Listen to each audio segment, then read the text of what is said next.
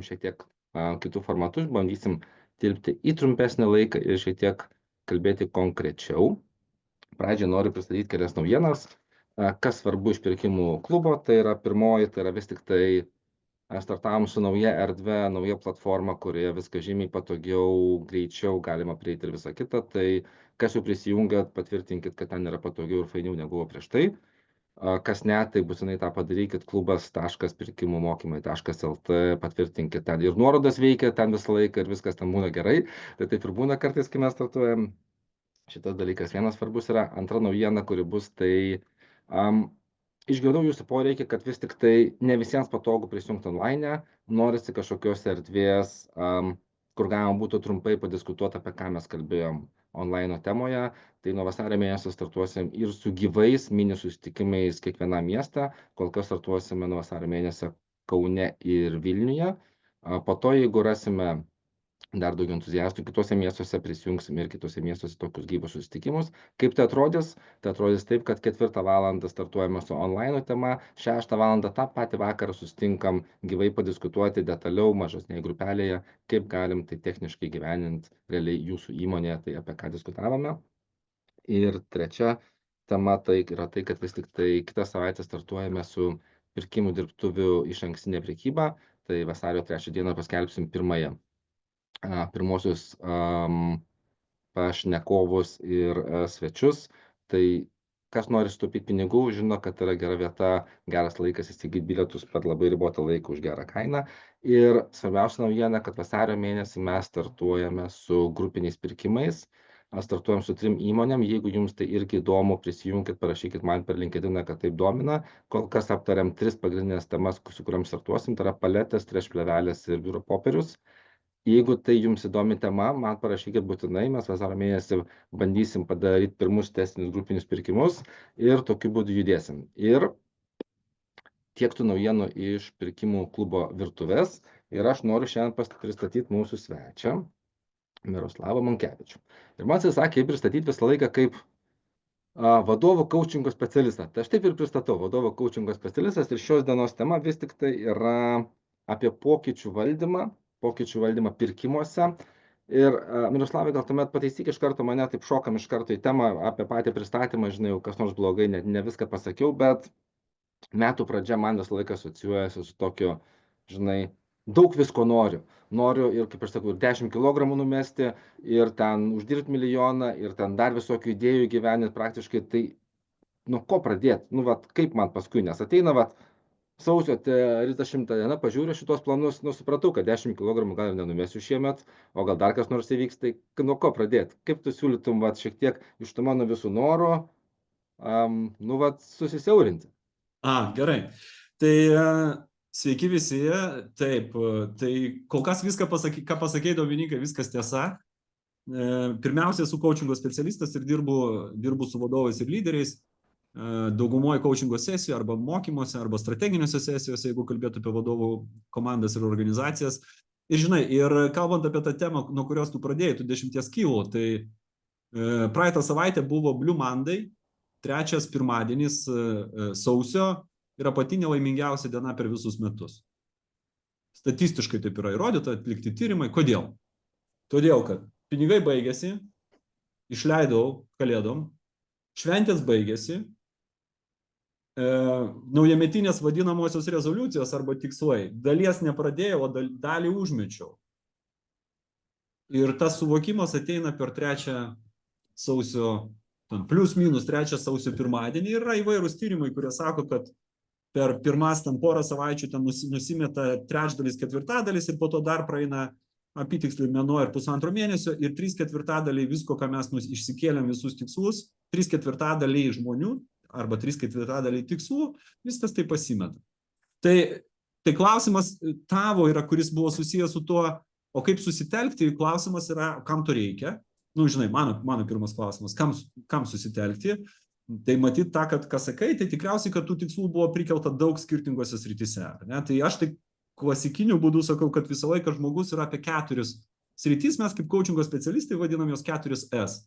Tai yra sveikata, santykiai, savirealizacija ir stabilumas. Stabilumas tas materialusis pasaulis, mūsų darbas tą, ką mes darom ir dėl ko čia matyti ir susirinkom, kažkur daugumoje mūsų yra tarp savirealizacijos ir tarp stabilumo, ar ne? Materialusis pasaulis ir darome tikriausiai, jeigu esame arčiau vadovo, darom tai, kas mums garantuotai patinka, nors nebūtinai. Aš ir santykius susitvarkiau per darbo sritį, nes darbę suradau savo žmoną dabartinę ir viskas su to yra okei. Kai kas galbūt iš jūsų dirba sporto sveikatinimo srityje, tai galbūt turite ir galimybę ir sveikatą pasitvarkyti. Tai čia tas tolimesnis dalykas, kur aš prašiau ir paties prašiau, kad jeigu aš per toli kažkur nueisiu, tu visą laiką mane pargražink ir sukonkretink, ir tada prašymas ir kolegom irgi, jeigu matot, kad aš per daug nusišneku bendrais dalykais, tai sakykit, kad Miroslavai neviniok į vatą, sakyk tiesiau. Tai vienas iš paprasčiausių būdų, ką aš pats darau, arba kalbant su vadovais rekomenduoju, tai natūralu, kad tų tikslų neturėtų būti per daug. Lengva pasakyti. Ką reiškia neturėtų būti per daug ir kaip tą padaryti? Tai pirmas dalykas, yra tokia viena gera knyga, arba vienas yra toks klausimas, telkties klausimas, kurį aš rekomenduoju visą laiką savo užduoti, planuojantis dieną, savaitę, susitikimą, metus, tikslus, ką norit. Jeigu per ateinantį kažkokį tai laikotarpį, apie kurį galvojat, pavyzdžiui, per metus, aš galėčiau, ar galėčiau padaryti tik vieną dalyką, koks tai dalykas turėtų būti, kad visi kitų dalykų darimas būtų žymiai paprastesnis arba jų iš viso nereikėtų daryti. Pagaunat, ar ne? Tai kitaip tariant. Aš dar atsiprašau iš karto, aš dar patikslinsiu. Bet ar tai veikia, kai mes kalbam apie skirtingas kategorijas? Reiškia darbas ir santykiai, žinai, tai... Aš supratau klausimą. Dominikai, galiu? Ar išklausyti klausimą iki pabaigos? Ne, tai čia jau klausimas buvo. Jo. Tai aš pasakysiu labai paprastai, su kuo susiduriu dirbant su vadovais. Dažniausiai dalykai, kurie yra ypatingai svarbus, nuo ko priklauso visos kitos sritis, yra susiję su mūsų sveikatos parametrais. Tai kitaip tariant, jeigu kalbėt apie paprasčiausius dalykus, kuriuos aš sakau vadovams, norit padidinti savo našumą, pirmas dalykas, tai negalvokit apie kažkokių tikslų kelimo, ten sistemas arba dar kažką, išsimiegokit. Tai taip, jeigu mes kalbėsim ir kursim priežasties ir pasekmių ryšius, patys svarbiausi dalykai yra susiję su mūsų fizinė, emocinė ir protinė sveikata. Tai jeigu reikėtų telktis, nes tavo klausimas buvo apie telkti, tai aš sakyčiau, tai šitoj fiziniai, emociniai ir protiniai sveikatai pasižiūrėkit, kas yra pats svarbiausias dalykas. Antras dalykas, telkties galite reguliuoti telkties laikotarpį. Tarkim, atsisėdot gruodžio 31 ir sudėliojot 18 tikslų. Pabandot pasitelkti, kurie iš jų yra svarbiausi, nuo kurių iš principo priklausys bet kokių tikslų, įmanomų tikslų kelimas. Padarėt 3. Ok, 3 man yra per daug. Koks iš jų, iš tų 3, į kurį aš telksiu ateinančius 3 mėnesius? Mėnesį, savaitę. Mėnesį, savaitė yra mažai, dažniausiai bent kelis mėnesius. Koks iš jų galėtų būti? Dažniausiai ten tikslas iškart, pats pasakė, yra 10 kilų. Kosmosas, 10 kilų per kažkokią vieną savaitę atsikratyti ten arba per mėnesį vieno svorio. Man atrodo, kad per mėnesį sveikas svorio metimo indeksas, ne indeksas, o kiekis yra plius minus apie 6 kg, nedaugiau, jeigu aš neklystu, bet galiu klysti. Tai tada aš pasiimu ir einu jau link įpročio. Koks vienas paprasčiausias veiksmas, mažas mikro įprotis, tam, kad įgauti pagreitį, įgauti motyvacijos, man galėtų paprasčiausių būdų atsikratyti svorio, ar tiksliau neatsikratyti svorio, nes atsikratyti tai yra neigiamas tikslas. Tikslo formuluotė, kuri yra per neigimą, jinai yra bloga formuluotė. Tai yra, geriau tada būtų pasakyti, gauti kažkokį tai ten X, Y kūno masės indeksą. Ar ne? Arba gebėti, pavyzdžiui, užlipti 10 pakopų laiptų į 10 aukštą. Tai yra teigiamas, nes visi neigiamai pasąmoniai nedalelytė, jinai gali pasimesti. Ir yra tyrimų pasakančių, kad pasimeta ir dėl to ta per neigimą tikslas blogai suformuluotas. Ir tai nereiškia, kad iškart sakyti, aš daugiau nebevalgysiu kruazanų, aš nuo šiandien maitinsiu tik šviežiom salotom, aš pradėsiu bėgioti 4 kartus per savaitę ir taip toliau, bet mes pasimam vieną mikro dalyką, paprasčiausią dalyką, grubiai šnekant, tai gali būti net 2 minučių tas vadinamas įprotis ir pabandome jį įdėkti. Mano pirmas, kuris buvo ir kuris šiuo metu išlikęs yra, aš niekada nevažiuoju liftu. Nu, jeigu išskyrus tai, kad aš su mokymais dirbu, tokį turiu vieną didelį lagaminą, kur yra visos priemonės, tai tada aišku. Bet aš iš principo, aš visą laiką sąmoningai pasirenku, kam man mokėti už sporto klubą ir po to važiuoti liftu. Nu, logika kokia. Ir aš neturiu laiko ir man nepatinka sporto klubas. Ir aš visą laiką pasirenku eiti laiptais. Šiandien 28 aukštai. Turiu, skaičiuoja pas mane yra. Tai yra, nes aš į kelis seminarus, po keletą pakopų, po keletą aukštų, šiandien jau tiek susirinkau. Tai čia yra, vėlgi, iš tos praktinio pavyzdžio dėliojamės mechaniką. Pirmas dalykas, pasižiūrim tarp tų visų tikslų, kokia yra jų hierarchija, ar tarp jų, tų daug tikslų aš galėčiau išskirti svarbesnius, jeigu negaliu, bent jau svarbesnius šitam laikotarpiu man pradėti. Ir tada tame tiksle aš pasiimu kokį paprasčiausią, mažiausią veiksmą, nuo kurių pradėsiu. Okay. Ir tada tai sukuria papildomos motyvacijos judėti toliau. Viskas, matau, kad tu norėjai sureaguoti. Kokį rekomenduotum minimalų terminą? Mėnesis, 3 mėnesiai statyti tikslą. Nu, nes kaip pavyzdys, ar ne, noriu sutaupyti 10%. Tai tu supranti, kad kaip su 10 kg. Arba per dieną, arba per metus. Ir čia kaip pažiūrėsi, žinai, tai žiūrint, ką rys, tai žinai, koks tas toksai iš praktikos, žinai, nu, tas realus terminas, per ką galima realiai pajausti, nes čia yra kitas pavojus šiek tiek, ar ne, kurį aš jaučiu, tarkim, ar ne, tai dabar tą patį paimkim mikro pavyzdį su laipiojimu, ar ne, nu, vaikštų į sporto klubą 2 mėnesius, nieko nejaučiu, tai neveikia, ne, nu, reiškiasi, koks tas, žinai, minimalios pastangos laikotarpis, per kurį tu turėtum žmogus pajausti, kad okei, nekenkia bent jau pirmas žingsnis ir antras galbūt jau veikia, žinai. Nėra, aš neturiu tokio, žinai, ta prasme, ir kaip coachingo specialistas, aišku, čia irgi yra kitas dalykas, kad neturiu aš blue pill, aš neturiu recepto išrašyti visiems vieną, darykit šitą receptą, nes tai būtų dirbtina labai, nes viskas turi būti įkontekstinta. Ir matai, jeigu pavyzdžiui, tikslas yra susijęs su to, ką mes galime daryti kasdien, nu, pavyzdžiui, sakyčiau, noriu daugiau skaityti. Tai aš sakyčiau, ir ten perskaityti kažkokį tai kiekį knygų. Tai pirmas dalykas, aš visą laiką kvestionuoju patį tikslą. Kas man iš to? Kam tu nori skaityti, kitaip tariant, daugiau knygų? Arba kas tau iš to, tų kilogramų kažkokio tai tikslaus įrašo? Ir tikriausiai už to slypi visiškai kitas dalykas. Kilogramų man reikia mažiau, galbūt dėl to, kad aš galėčiau ten ištvermingesnis būti, nes kažkur padustų jaučiu. Galbūt aš noriu labiau patikti kaimynams. Galbūt aš noriu labiau jausti, tokį būti labiau pasitikinti savimi. Galbūt aš noriu įlipti kažkokius savo ten vaikystės džinsus ir noriu, čia yra man principas. Galbūt aš noriu nuotrauką kažkokią pasidaryti šiais metais su šeimyna, visa plačia familija ir man norisi, kad aš ten atrodyčiau žavus ir jaunas. Tai supratau, reiškia, reikia būti sąžininkus savo ir atsakyti klausimą, dėl ko iš tikrųjų aš tai darau. Nesupranti, Dominikai, nes gali būti, kai jūs atsakysit, kam man to reikia, dalį tikslų, kada atsakysim sąžiningai savo, kam to reikia, gali pasirodyti, kad tą, ko mums iš tikrųjų reikia, dėl ko mes norim čia arti ir vargti, galima pasiekti žymiai paprastesnių būdų. Okay. Supranti, aš sakau, aš noriu jausti sveikas, bet pasirenku, kad aš būtinai Vilniaus maratoną, mano atveju aš vis tiek nubėgsiu, nubėgu kasmet, bet aš pasirinku, kad aš Vilniaus maratoną bėgsiu. Ir aš save kankinu dėl to, kad aš jaučiausi sveikesniu. Ta galima daryti žymiai paprasčiau. Nereikia alinti savęs keli tūkstančių kilometrų per metus, bet reikia daryti kasdien mankštą. Nueini pas specialistą, sudėlioji tau mankštą ir tu būsi žymiai sveikesnis už maratonininką, patikėkit manim. Okay. Tai gerai.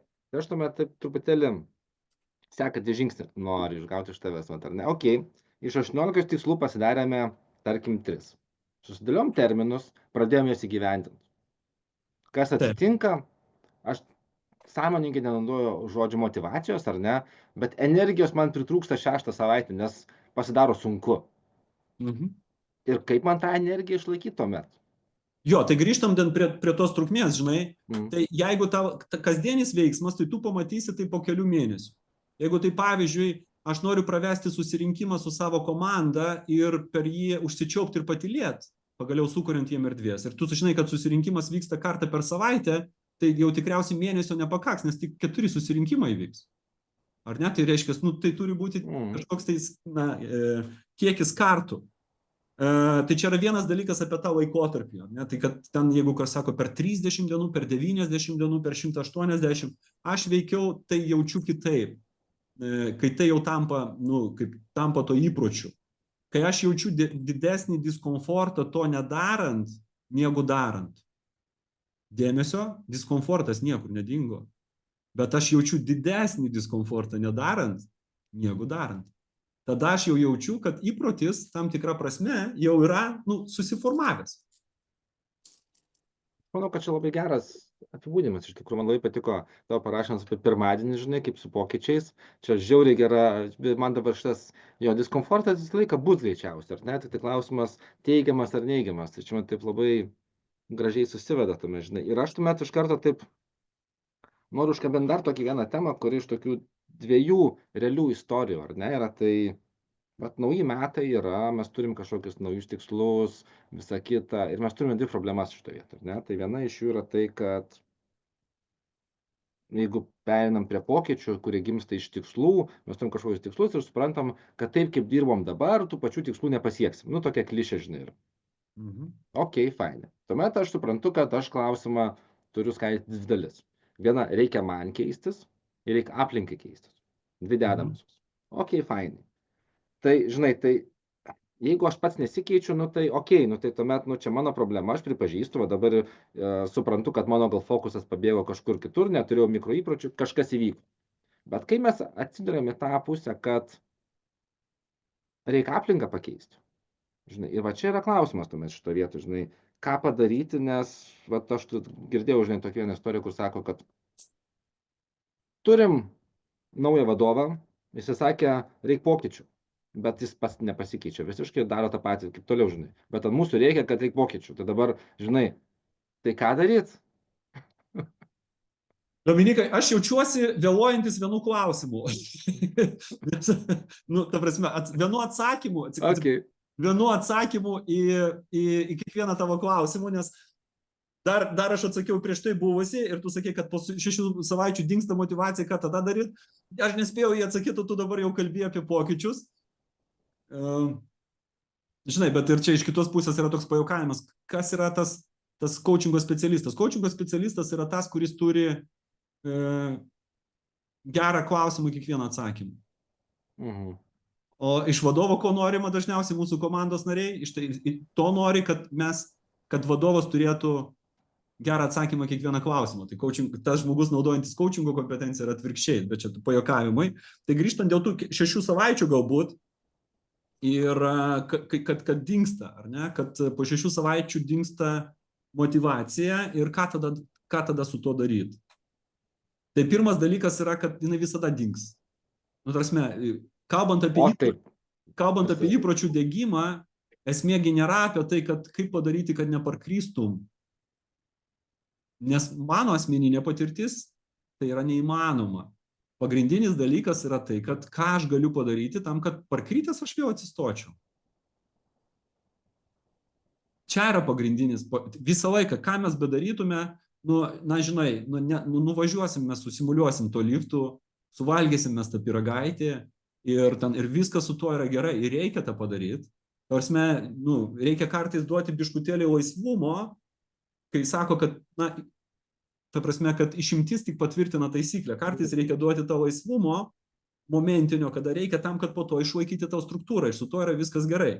Tai aš visą laiką telkiuosi į tai, ką aš galiu padaryti tam, kad sugrįžti, ir aš dažniausiai savo taikau tokį balto lapo principą, kokia bebūtų nesėkminga mano diena, besilaikant kažkokių mano vidinių susitarimų su savim, o kartais ir su komanda, ir su kolegom, aš žinau, kad kiekvieną dieną aš galiu, atsibūdęs, aš galiu, jeigu atsibūdau, ačiū Dievui, tai aš galiu pradėti iš naujo. Ir aš naudojuosi tokiu balto lapo principu ir sakau, kad mano, kaip gyvenimas yra, jeigu jėgos kovos kažkokių ten šakų principais, tai tas mano gyvenimo kova, jinai yra iš tokių setų ir kiekviena diena yra naujas setas. Ir mes esame unikalūs tuo, kad galime su savo protu, mąstymu ir užsispyrimu kiekvieną dieną pradėti viską iš naujo.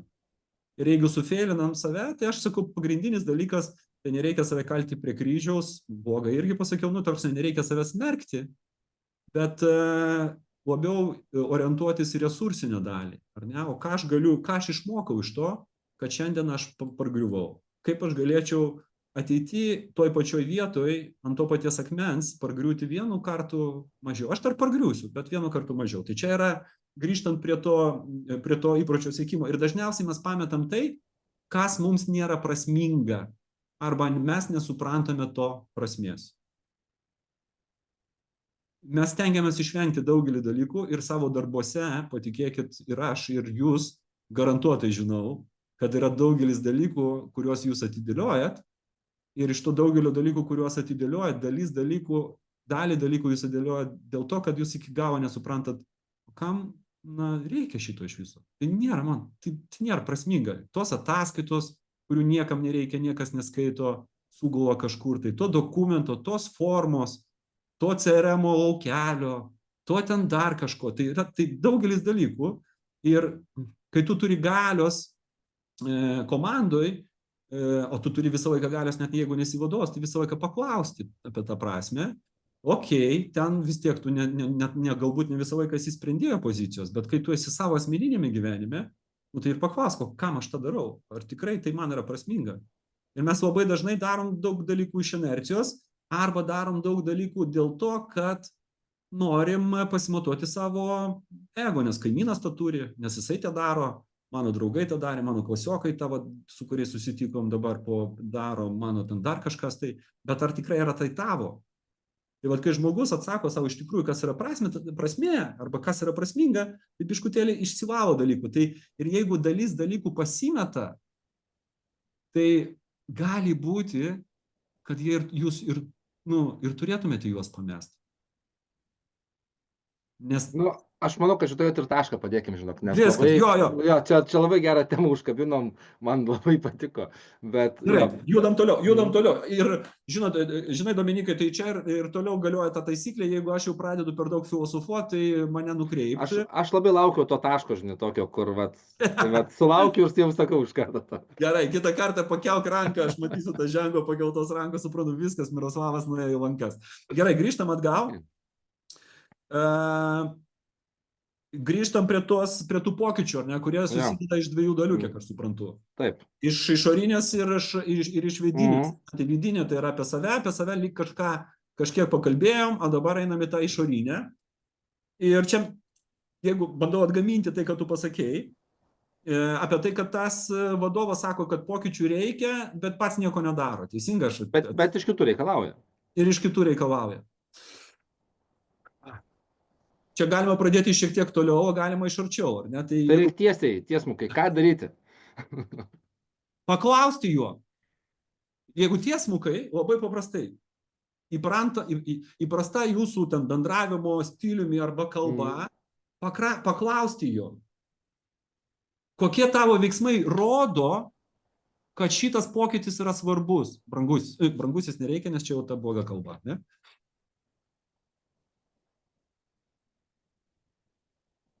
Ir garantuotai galima gauti skirtingų atsakymų, skirtingo agresyvumo lygio, skirtingo patylėjimo lygio, bet jisai to neatgirdės. Reiškia, rekomendacija būtų užduoti nepatogų klausimą, ar ne? Bet žinot, Dominikai, aš galiu ir pasakyti, daugiau, čia pas mane jau sukilo toks vidinis dalykas, kad tai yra bendra taisyklė. Daugelis dalykų vyksta mūsų gyvenime ir darbo aplinkoje dėl to, kad mes tylim. Ir leidžiam tam, ir to tylėjimu savo leidžiame tam įvykti. Vadovams aš sakau atvirkščiai. Vadovams aš sakau, kad daugelis dalykų nevyksta mūsų darbe dėl to, kad mes per daug šnekam ir mums reikėtų užsičiaupti ir patylėti. Tai dabar priklausomai nuo to pozicijos, kurio jūs esat, Nu, pagalvokit apie tai. Ar ne, kur jūs esat ir kartais reikia patylėt, užsičiaupti ypatingai, kai tu kaip vadovas užduodi klausimą. Nu, tai kolegos, tai kaip mes čia galėtume, na, nežinau, pagerinti mūsų pirkimus? 1, 2, 3. A, tai jūs nežinot, tai aš žinau. Ir trantantam, bam, bam, bam, bum, bam, bam. Tai tokiais veiksmais mes būkiname savo komandas, mes atpratinam juos nuo galvos. Kam jiem galvot, jeigu yra kas už juos pagalvoja? Kam įveiklinti šitą įrankį? Kam galvoti kažkokių naujų pasiūlymų? Kam atlikinėti vidinę refleksiją, vertinimą, analizę, teikti, jeigu yra kas už mane tą padaro? Taigi nėra kada galvoti. Nu, taigi dirbti reikia. Ir be to, kad nėra kada galvoti. Ir tada iš viso labai gerai. Nes, o dažniausiai nėra kada galvoti dėl to, kad mes negalvojam, ar ne? Nes, nu, ta prasme, nes mes tada turime gesinti gaisrus. Natūralu. Tai, vat, tai grįžtant iš tos generalinės tokios meta linijos, grįžtant į labai konkretų dalyką, taip, reikia nustoti kartais būti patogiu. Ir paklausti realų auginantį klausimą, kuris gali auginti ir mane, nes aš pagaliau įgavau drąsos paklausti ir gali auginti vadovą, nes ir jisai, na, realiai, nes pradėjo galvoti apie tai dalyką, apie kurį galbūt netelkė dėmesio, arba galbūt telkė, bet, na, jam nebuvo svarbu, nes jūsgi nesakot, jums viskas gerai, nu tai ir jam gerai. O tuomet šiek tiek kitų kampų pakreipsiu tą patį klausimą, ar ne? Tai yra, okei, aš kaip, tarkime, pirkimo vadovas, supratau, kad, okei, susifokusavau, tikslą turiu, kažkokį planą turiu, fainai, bet, žinai, pas mane kolektyve, čia irgi beje pagrįsta realiai istorija, nu, toks vienas kolega yra, kuris man toks, vieni pavadinti toksišku, kiti aš pavadinčiau netitinka esamų kompetencijų, nu, vienu žodžiu, yra reikalų su to kolega, nu, fainai. Tai dabar yra man du pasirinkimai. Vienas, galiu atleisti, bet kas už jį dirbs, naujokas per pusę metų įsivažiuos, tai man pusę metų bus pragaras. Aha, okei, arba prisižiūriu kaučingo filmukų ir sakau, einu kaučinti jį. Nu, ir žinai, ir tuomet, tai kaip iš tikrųjų reiktų daryti? Oi, koks geras klausimas. Žinai, pirmas dalykas, kalbant apie pokyčius. Kalbant apie pokyčių, tai niekam nereikia jų. Visiems reikia to kito rezultato ir vienintelis būdas iki jo nueiti, tai kažką pakeisti savo, tarsi savo veikimo modelyje. Ar ne? Tai realiai, nu, ko mums realiai reikia, tai mums realiai reikia rezultato. Ir dėja, jį galima gauti tik tai kažką tai darant kitaip. Ne? Ir tada atsiranda erdvė. Kitaip tariant, pokytis nėra tikslas savaime. Bet aš kaip atsakyčiau, mano vieno pažįstamo žodžiais, Dominikai, yra biudžetas ir ateina kovo 1. Taip. Ir skaičiai sako, kad jeigu tu kolegą atleisi, tai žinok, tam bus blogai. O grįžtant, tai čia bendrai apie pokyčių filosofiją, ne? Tai grįžtant prie to kolegos, aš išgirdau du dalykus. Vienas yra kompetencija, kitas yra toksiškumas. Nu, čia dvi istorijos į vieną aš supyniau vieną, kad būtų suprantamiau. Tai gerai, jeigu šitas istorijas atskirkim šitas istorijas. Jeigu tai yra klausimas apie toksiškumą, tai tas posakis, kad vienas šaukštas deguto gadina bačką medaus, jis yra visiškai teisingas ir klausimas yra, ar aš galiu kažką pakeisti, kad žmogus būtų mažiau toksiškų. Tai kitaip tariant, ar aš galiu perbrėžti ribas ir kartais tai padeda, nes aš tiesiog sistemingai su žmogum nesu kalbėjęs. Jeigu tai yra mano komandos narys. Ar čia ne mano komandos, čia mano kolega. Nu, ta istorija buvo apie kolegą. Tai aš tada turiu inicijuoti ribų perbraižymą, tiesiogiai kalbėdamas susirinkime su darbuotojai, su visa komanda, tiesiogiai šnekėdamas one-on-one'uose su savo vadovu, kad man tai netinka ir nu, ta prasme, reikia kažką su to daryti. Tai vienas būdas, kuris būna, žmogus yra toksiškas, bet visi bijo jį užkabinti ir jiem yra patogiau kažkaip atsiskirti tam toksiškumo kažkaip tai, nors jos veikia, bet jie bėga, ar nevengia, vadovas vengia. Tai vienas dalykas, tas, kas yra akivaizdžiai matoma, apie tai pradėti kalbėti. Nes labai dažnai organizacijų kaip yra. Svarbiausi klausimai yra sprendžiami ne tose susirinkimuose, kurie yra skirti svarbiausiam organizacijos arba komandos klausimų sprendimam, o kur? Prie kavos aparato, kavinėse, prie kažkur tai laukia, jeigu ten kažkos kitų kokių įpročių turi ir taip toliau. Ir žmonės kalba apie svarbiausius dalykus koridoriuose, o susirinkime visi tyli. Tai reikia gražinti pagaliau erdvę tiems svarbiausiam klausimėm, kur jie ir turi būti. Tai čia pirmas dalykas, apie tai reikia pradėti kalbėti. Tai reiškia, natūraliai tada paprašyti vadovo, kad būtų nubrėžtos ribos. Vadovas nepaprašo pasiūlyti komandai, kad kolega, žiūrėk, man netinka. Nusistatom ribas. Jeigu tai paeina, daliai, kai yra aišku, kas bus, jeigu vadovas yra toj pačioj palaikymo pusėje, yra aiškus mechanizmas, kas bus, jeigu tų ribų nebus paisoma. Spėjimas, ten dar kažkas, priėmus negauni, ten dar kažkas ir po to kažkada, galbūt, jeigu aš įgausiu drąsos, aš tave atleisiu. Ar net, tai čia aš taip šaržuoju šiek tiek. Tai tada, kada bus, daliai žmonių tai suveikia. Daliai žmonių nesuveikia. Tuomet sankciją reikia taikyti iškart. Ups, kaip taikyti iškart, jeigu aš turėsiu laisvą etatą? Tai čia yra, kitas dalykas, tai vadovas nenudirbo savo darbo. Jeigu nenudirbo iki šiol, tai gali nudirbti. Nes man, pavyzdžiui, kaip vadovui, žymiai geriau nebėgti nuo problemos, o ją žinoti. Nes vadovo paskirtis yra spręsti problemas. Tai tada, kada aš žinau, kad problema su toksišku žmogum, tai per 3 mėnesius, per 1 pusmetį aš galiu užsiauginti ir sugalvoti, kaip daryti su jo pamaina. Jeigu aš apie tai galvoju. Jeigu man kažkas tai užaštrino, galbūt ir mano komandos nariai pradėjo pagaliau sakyti. Nes jeigu jiem yra fine, tai man kaip vadovui aš telkiu dėmesį šiuo metu į kitus degančius dalykus ir juos tvarkau. O su šito kolega kada nors, kai dėjais rankų. Tai vėlgi, netilėti. Tai čia yra ta dalis apie toksiškumą. Jeigu galiu šiandien generališkai, jeigu galiu atleisti šiandien ir bandžiau nubrėžti taisyklės, nes, suprantat, jeigu aš niekada jeigu, pavyzdžiui, žmogui niekada mes nesam sutarę, kad mes turime nežeminti, lygtais atrodo etiškai iš viso aišku, bet tarkim, aš ateinu organizaciją, kultūrą, kur visi vienas iš kito ten tyčiojasi per posėdžius. Žinau tokių organizacijų, netyčiojasi toks sarkastiškas juokelis, žinot, sarkastiškumo lygis aukštas, aš atėjau tokią organizaciją ir aš dirbu, ir tai visą laiką buvo priimtina, po to vadovas ten pasikalbėjo su kokiu nors komandos nariu, kuriam tai yra nepriimtina, ir rytoj paima tave, tu dar pasarkastiškai pajokavai ir tave iš karto atleidžia. Nesąmonė.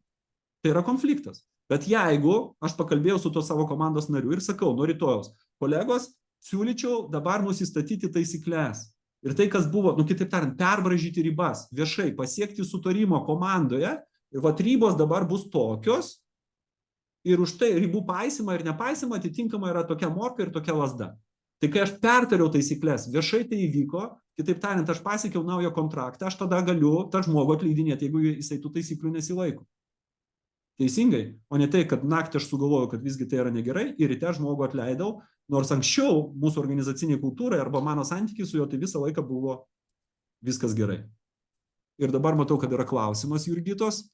Jūs sakot, kad vadovo atsakomybė yra spręsti problemas, bet taip pat sakėt, kad jei visus sprendimus sugalvos vadovas už komandą, tai jie taps neįgalūs.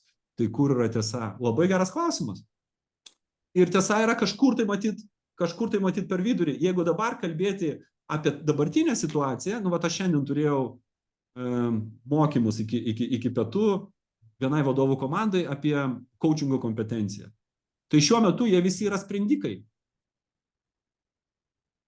kur dėl kiekvieno menknikio pas juos atbėga komandos narys, kuris bijo arba nenori, arba nemoka prisiimti atsakomybės ir tada dėl kiekvieno mygtuko paspaudimo, kabutėse, prašo vadovo kažkokios rekomendacijos arba sprendimo arba nutarimo ir taip išskaido ir savo atsakomybę ir visą kitą ir vadovas turi galvoj kaip robotas turėti operatyvioje atminti visas detalės susijusios su kiekvienais šitais mechaniniais sprendimais.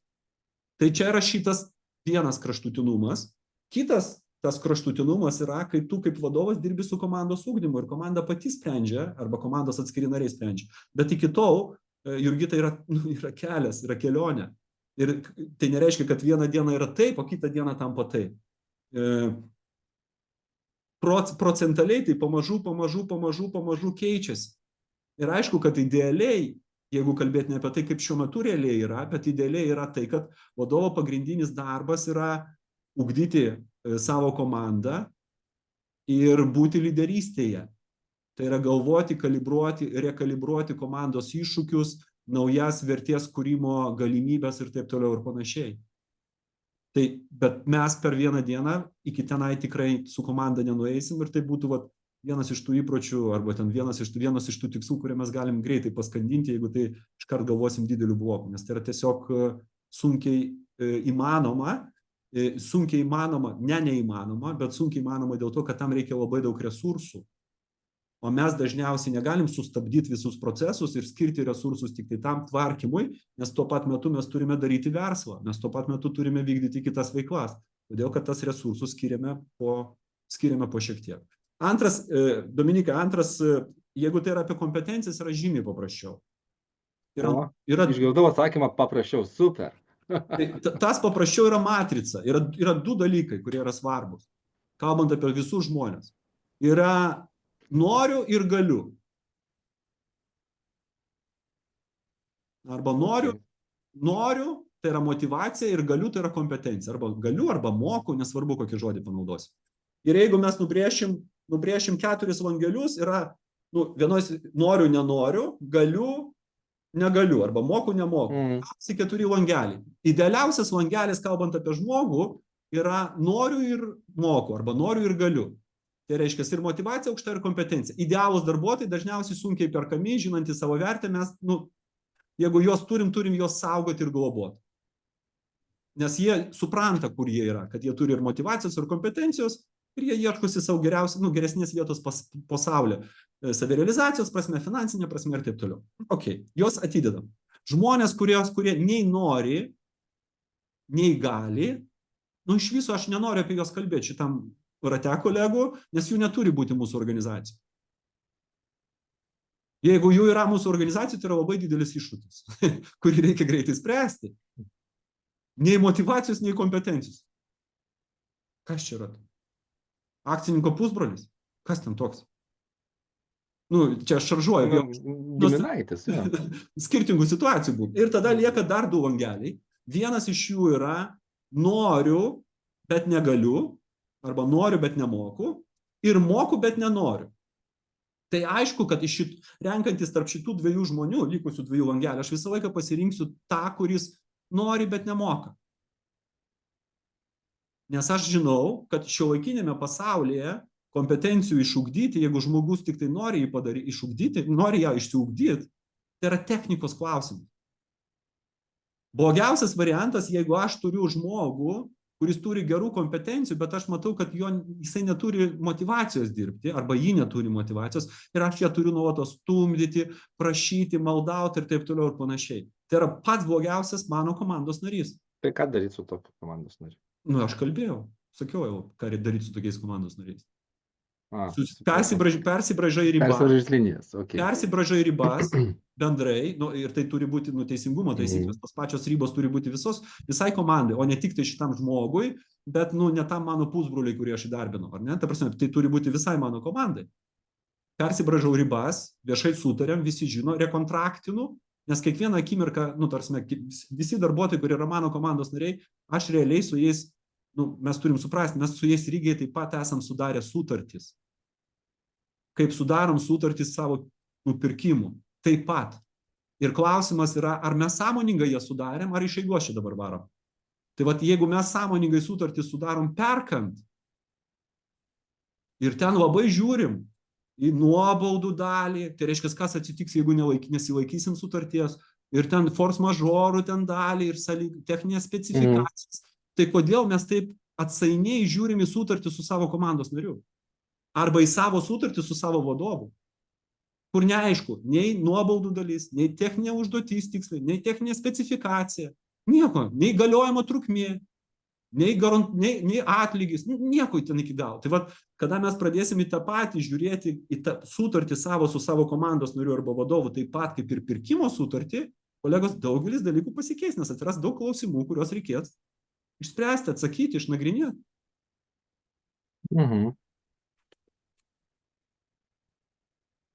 Taip.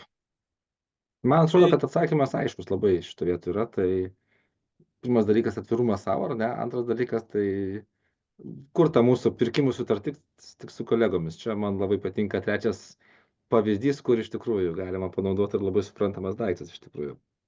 Tai ačiū už tą gerą pavyzdį ir aš tuomet taip galvoju dar vieną žingsnį į priekį, žengiant į priekį, ar ne, tai einant į pabaigą truputėlį prie mūsų pokalbio, bet dar prieš paskutinis klausimas, tai yra, kartais mes turime didelius pokyčius. Mhm. Ne, arba tarkim mes suprantam, kad pakeisti komandos narį, kuris 10 metų buvo geras, staiga netikėtai jis patapo blogas, arba jis netikėtai, soriukas suprantam, kad netinka tokia organizacijai siekiant toliau tikslų, ar ne, tai reikės daug kam persidėlioti, ar ne? Ir tas klausimas toks yra, o kaip tokius pokyčius geriau valdyti? Ar reiškia bandyti nupiešti didelį paveikslą, žinai, kaip čia mes dabar eisim užkariauti pasaulį, ar sakyti, žiūrėkit, hebra, išgyvenam 3 mėnesius, planas pas mane galvoje yra, aš jums jo nepasakosiu, arba pasakosiu, nu, žinai, vat kaip tokiu atveju, kai yra dideli pokyčiai, kaip geriau tą pokyčių suvaldyti, nes vieniems žmonėms esu susidūręs, žinai, dideli pokyčiai patinka, kitiems iš karto baimė stabdys, net nepaisant dėl nieko, žinai, tai kaip geriau tada? Žinot, nu aš čiagi dviračių neišrasiu, kalbant apie tai, kad yra daug tyrinėtojų, mąstytojų, kurie apie tos pokyčius galvoja, ne? Nu, ir ten yra daug, kaip sakant, sistemų, angliškai geras žodis, anglicizmą jau panaudosiu, tai yra framework, ne? Kalbant apie pokyčius, nu tai pavyzdžiui, jeigu pasimsim bent vieną iš jų klasikinį, pavyzdžiui, tai yra pokytis Koterio, ar ne? Tai vat, nu, viena iš klasikų, tai pirmas dalykas, kad tu nepradedi jokio pokyčio, tol, kol tu nesukuri to vadinamo skubos jausmo.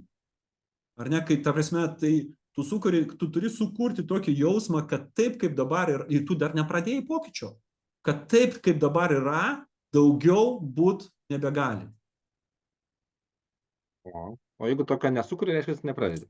Nu, jeigu kalbėt apie tą teorinį modelį, kaip arba gerąją rekomendaciją, pirmas dalykas, tai tu turi prieš pradedant kažką tai daryti, žmonės turi suprasti, kad toj srity status quo daugiau nebebus. Nebegali būti. Mes bankrutuosim, pasikeisim, europinis reguliavimas. Kolegos, jūs galite jau prikurti ten daug dalykų, bet turim pirmiausia apie tai kalbėti. Ir man atrodo, aš pertraukiau kažkokią kolegę, kuri bandė kažką pasakyti, ar ne? Ar čia netyčia? Ne, man atrodo, kad ne. Tai va, tai gerai, tai kalbant apie pokyčius, tai pirmas dalykas yra būtent kalbant apie tai, kad tai turi būti tokiu kaip ir skubos jausmas. Antras dalykas, kalbant apie visus pokyčius, reikia turėti komandą, bent jau žmonių, jeigu aš esu vienas, tai okei, tai su savim pasitarsiu, bet gal paimsiu savo kažkokį tai kolegą, kurie apie tą pokytį pagalvoja sistemiškai.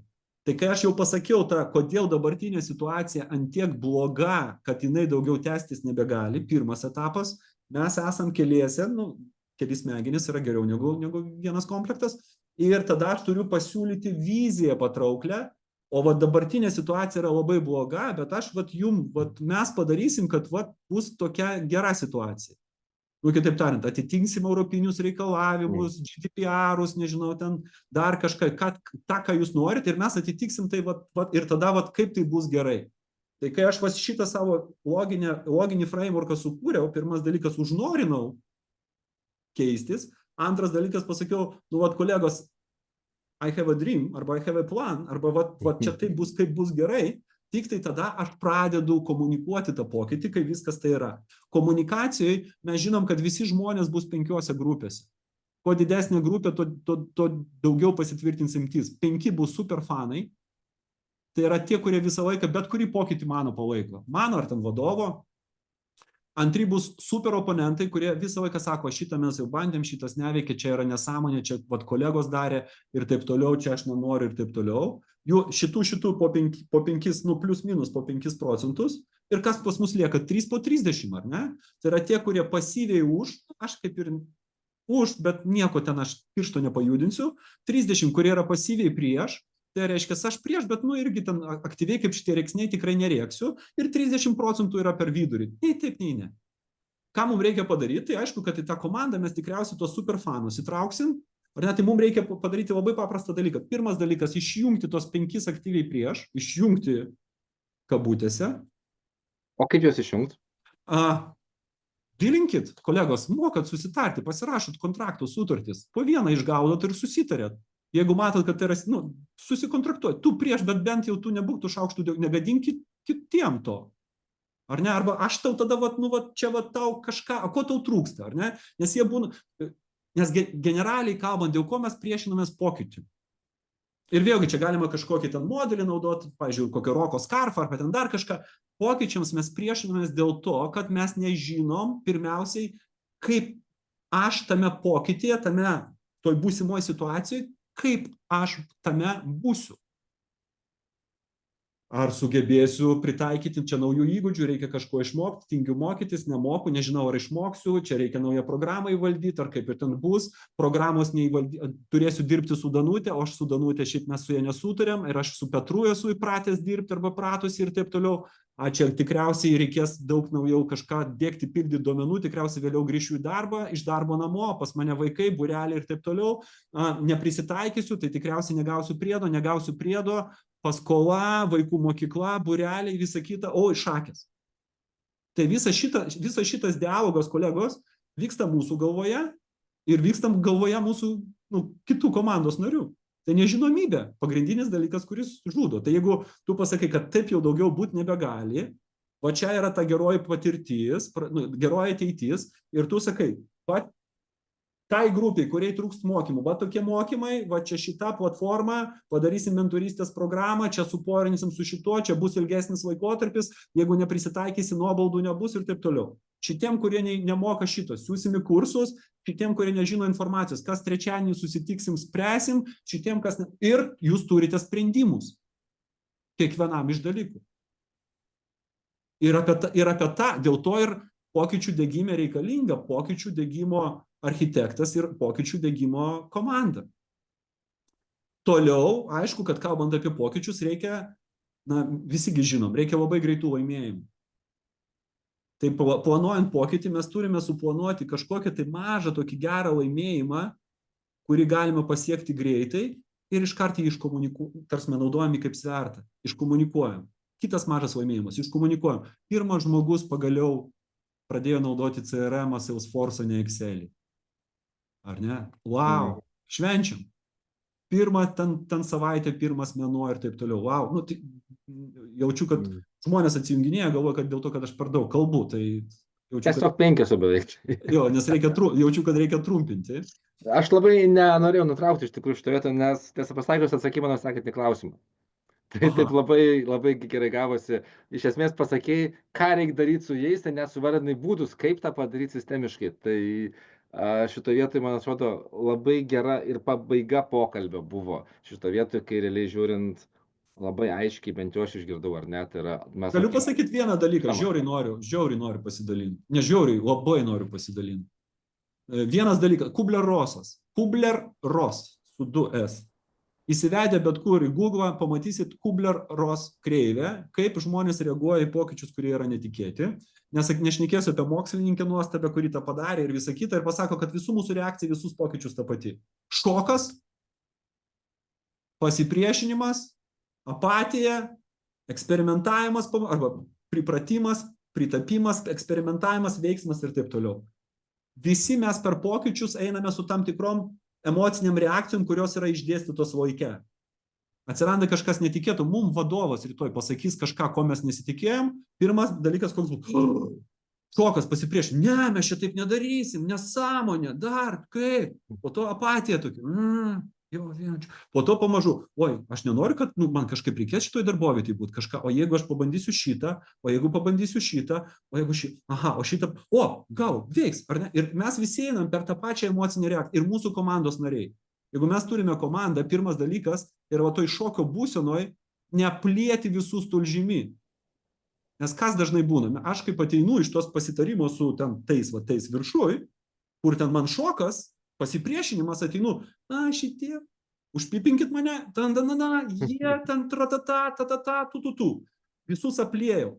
Visi apie tos pokyčius galvoja, neprisitaikysiu, atleis, paskola, vaikai, kiekvienas eina per savo istoriją. Aš per naktį, per vakarą susitvarkiau su savo mintim, kaip vadovas galvoju, galim šitą pabandyti ir šitą, gal ir šitą, ateinu rytoj iš ryto ir sakau, žinokit, kolegos, nėra tai blogai. Bet kiekvienas iš tos, kuriuos aš aplėjau, tą tulžymį, jisai jau išgyveno savo istoriją. Ir dėl to aš sakau, kad labai dažnai vadovas, aš taip sakau, taip, Pareto principu, 80% problemų, kurias sprendžia vadovas, yra jo paties sukurti, kalbant apie komandą.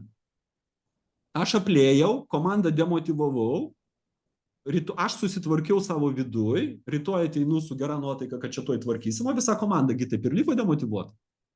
Ir kiekvienas dar iš jų, iš to nežinojimo, nes nedalyvavo tam susirinkime, neturi tokių kompetencijų kaip aš, jiegi visi išgyvena savo tą vidinę nežinomybę ir to nežinomybė pagal savo emocinę būseną susidėlioja tą savo blogiausią scenarijų. Ir dėl to, o po to aš sakau, o ko jūs tokie visi susiraukė? Taigi čia yra sprendimas. Susiraukė, brangusis, dėl to, kad tu vakar viską padarai, kad mes tokiais būtume.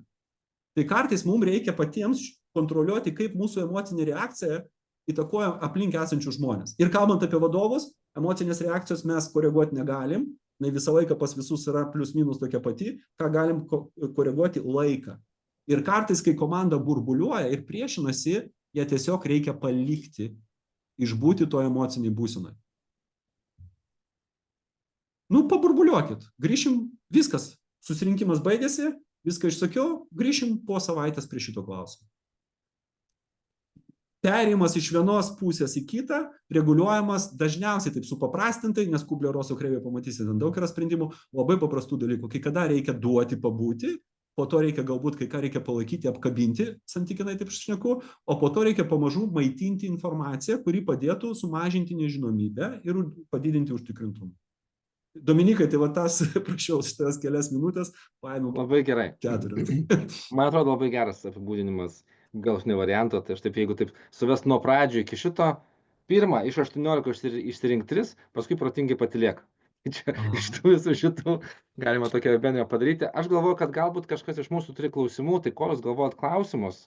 Paskutinis klausimas mano Miroslavui, vis tik tai turim tradiciją, o kokią knygą rekomenduotum paskaityti, ką užkabino labai, mes turime Kubler-Rosso variantą, bet galbūt dar kažkokią knygą, žinai, į tą temą, kad vat, apie pokyčių valdymą, apie kažką, tai ką rekomenduotum? Tai jeigu kalbėt apie telkti, tai rekomenduočiau Gary Kellerio Tik vienas dalykas. Šita knyga yra išleista lietuvių kalba ir yra taipogi audio variantai, kur galėsite tikrai susirasti. Tai yra apie tą vieną įtelkti, apie tą tik vieną dalyką ir kaip galima su jo pagalba, taikant sistemingai, galima susipaprastinti savo gyvenimą, nedaryti tų antraeilių dalykų arba daryti jų žymiai mažiau. Jeigu kalbėti apie pokyčius ir patinka istorijos, realaus gyvenimo pavyzdžiai, tai yra Charles Duhigg Įpročio galia. Irgi yra knyga, kuri yra išleista ir lietuvių kalba, ir taipogi jinai, kiek aš žinau, yra ir audio formatu galėsit susirasti tuose lietuviškose prekyvietėse taip pat. Tai vietoj vienos 2 pasiūliau. Super, tai labai gerai. Tai kas nežino, tai mes turime Pirkimų klubo erdvėje knygyną, tokį, kur nuorodos yra apie knygas, tai šitos 2 paminėtos knygos tikrai ten atsiras kartu su vaizdo įrašu. Aš tiesą pasakius nematau klausimų, bet jeigu jūs norit nerašyti, o šiaip užduot klausimus, tas laiką įsijunkit mikrofoną ir paklauskit. Žinokit, dabar dar geras laikas, kol dar Miroslavas nepabėgo. Dominikai, aš dažniausiai sprendžiu apie tai, ar aš kažkur kažką užkabinau, būna apie tai, ar yra kažkokia, žinai, kažkoks klausimas, reakcija. Tai vat dabar laikau egzaminą, tai vat pasižiūrėsim. Ir Dovilė net matau, netgi irgi atsijungė, mes dviesi su tavim likom su vaizdu. Čia, žinai, čia dabar visi šitą įprasmino tą, kad reikia palikti laiko pagalvoti. Taip, Jurgita, sakėt kažką, tai ne? Ne, sakau, Miroslavas sakė, kad likote dviese, sakau, ne dviese, o 3. Gerai, ačiū. Gerai, tai tuomet, jeigu neturit klausimų, iš tikrųjų, tai šiek tiek bendros informacijos, susitikime sekantį kartą vasario 27 dieną, 4 valandą, ir tema bus pasiruošimo derybom šablono pristatymas. Tai šiais metais didelį fokusą Pirkimų klube skirsim labai praktiniam tokiam dalykam, tai manau, kad tikrai naudingas kursas. Tai kas yra klubo erdvėje, paspauskit mygtuką, kad dalyvausit, gausit nuorodas, viską nereikės registruotis niekur, kas ne, tai teks šiek tiek ilgesnių kelių, užpildyti šiek tiek daugiau langelių, visą kitą, tai va. Tai ir viską, žinokit, aš labai noriu padėkoti. Įrašas vaizdu bus? Taip, vaizdo įrašas bus. Vaizdo įrašas bus. Tiek Miroslavo puslapyje, tiek Pirkimų klubo erdvėje. Okay. Bus tikrai taip. Tai ką, tai daugiau klausimų tikrai nėra? Jeigu nėra, tai Miroslavai, ačiū labai. Man atrodo, Ačiū. kad buvo labai geras motyvacinis pokalbis mūsų metų pradžiai. Šiek tiek sudėlioti taškus ant i, žinai. Tai ačiū tau labai už tai, kad prisijungiai, o visiems kitiems ačiū, kad prisijungėt ir iki kitų kartų tuomet.